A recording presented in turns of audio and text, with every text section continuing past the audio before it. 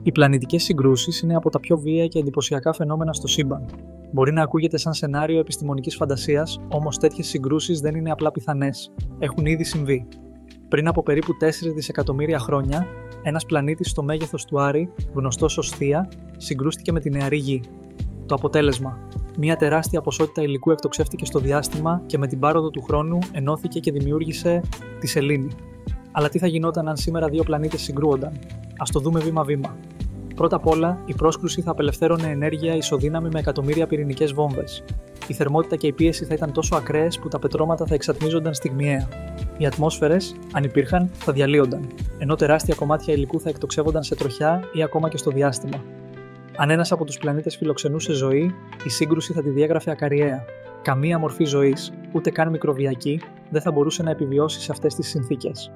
Παρ' όλα αυτά, σε κάποιες περιπτώσεις από μια τέτοια καταστροφή μπορεί να γεννηθεί κάτι νέο.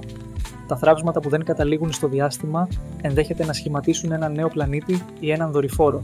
Κάπως έτσι γεννήθηκε η Σελήνη μας. Μια άλλη συνέπεια είναι η βαρυτική αποσταθεροποίηση. Η πρόσκρουση μπορεί να αλλάξει τις τροχές άλλων σωμάτων, να δημιουργήσει νέες ζώνες αστεροειδών και να προκαλέσει μακροχρόνιες αλλαγές σε ολόκληρο το πλανητικό σύστημα. Στη γειτονιά μας, τέτοια καταστροφή δεν είναι πιθανή, τουλάχιστον όχι σύντομα.